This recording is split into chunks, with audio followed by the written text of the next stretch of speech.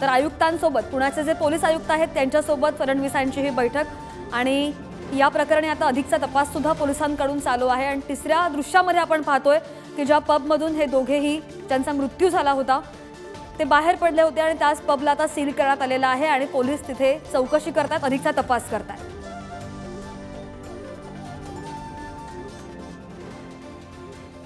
आणि अपघातामध्ये आतापर्यंत नेमकं काय काय झालं ते सुद्धा पाहूयात ग्राफिक्सच्या माध्यमातून। तर 18 मे रोजी मध्यरात्री पुण्याच्या कल्याणी नगरमध्ये हा भयानक अपघात झाला। अपघातामध्ये अनीस अवधिया, अश्विनी कोस्ता या दोघांचा जागीच मृत्यू झाला।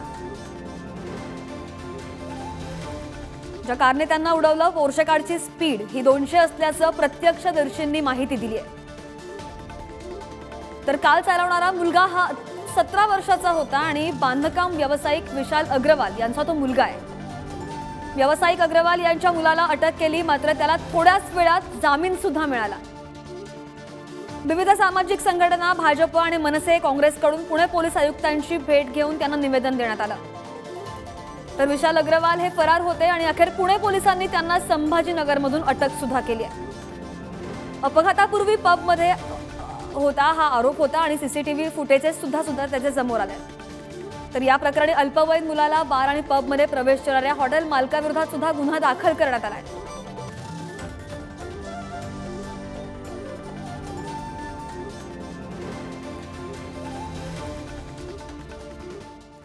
आणि या सगळ्या दरम्यान मुलानं काय कबुली दिली आहे ती सुद्धा पाहूया। तर मी कार चालवण्याचे रितसर प्रशिक्षण घेतलेलं नाही, माझ्याकडे वाहन चालवण्याचा परवानाच नाहीये। वडिलांनीच त्याच्या मालकीची ग्रे रंगाची पोर्शे कार माझ्याकडे दिली। वडिलांनीच मित्रांसह हॉटेलमध्ये पार्टी करण्यास परवानगी दिली। मी मद्यप्राशन करतो हे वडिलांना माहिती आहे, अशी कबुली या मुलाने दिलेली आहे। पुन्हा एकदा जाऊयात आमचे प्रतिनिधी तुषार झरेकर आमचे प्रतिनिधी आपल्या सोबत आहेत। तुषार, आपण पाहतोय की संपूर्ण जी घटना आहे ती आपण पाहिली आणि यानंतर आता फडणवीसांकडून पुणे पोलिसांची घटनेबाबत चर्चा सुरू आहे। दुसरीकडे पाहिलं तर राजकीय पडसाद सुद्धा उमटत आहेत। काय राजकीय नेमके पडसाद उमटत आहेत सगळ्याच पक्षांमधून? नक्कीच, एकंदरीत जर आपण पाहिलं तर पुण्यामध्ये संपूर्ण परिस्थितीमध्ये एकीकडे जर आपण पाहिलं तर यामध्ये जर पाहिलं तर अनेक गोष्टींमध्ये परिणाम उमटताना एकंदरीत पाहायला मिळतात। तर अनेक जण यामध्ये त्या जे दोन मुलं खरं तर यामध्ये मृत्युमुखी पडले त्यांच्या बाबतीत हालचाल व्यक्त करताना एकंदरीत दिसून येतात।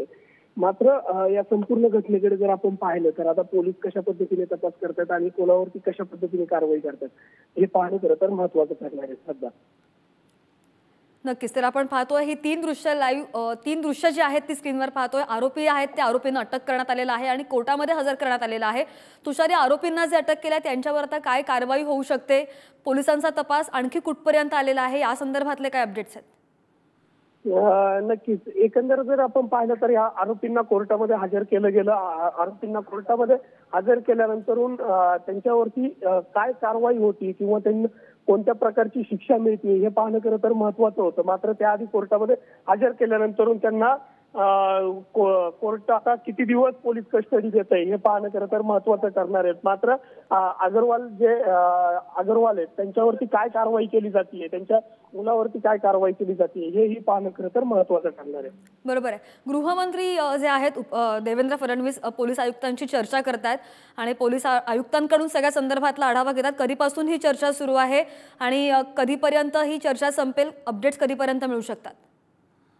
एकंदरीत काही 10-15 मिनिटापूर्वीच खरं तर गृहमंत्र्यांची बैठक खरं तर सुरू झालेली आहे आणि ही बैठक किती वेळ चालती हे पाहणं खरं तर महत्त्वाचं ठरणार आहे। मात्र या बैठकीमध्ये काय होतंय आणि गृहमंत्री कशा पद्धतीने आदेश देत आहेत, कशा पद्धतीने संपूर्ण पोलिसांकडनं माहिती घेत आहेत हे पाहणं महत्त्वाचं ठरणार आहे। आणि जे खरंच गुन्हेगार आहेत त्यांच्यावरती कारवाई पोलीस करतायत का हे पाहणंही महत्त्वाचं ठरणार आहे। त्यामुळे या बैठक किती वेळानंतर संपेल याची साशंकता जरी नसली तरी एकंदरीत या बैठकीतून योग्य तो निर्णय बाहेर येईल अशीच खरं तर पुणेकरांना आशा पाहायला मिळते। बरोबर आहे तुषार, या सगळ्या संदर्भातले अपडेट्स तुमच्याकडून वेळोवेळी जाणून घेत राहू. धन्यवाद दिलेल्या सगळ्या सविस्तर माहितीसाठी.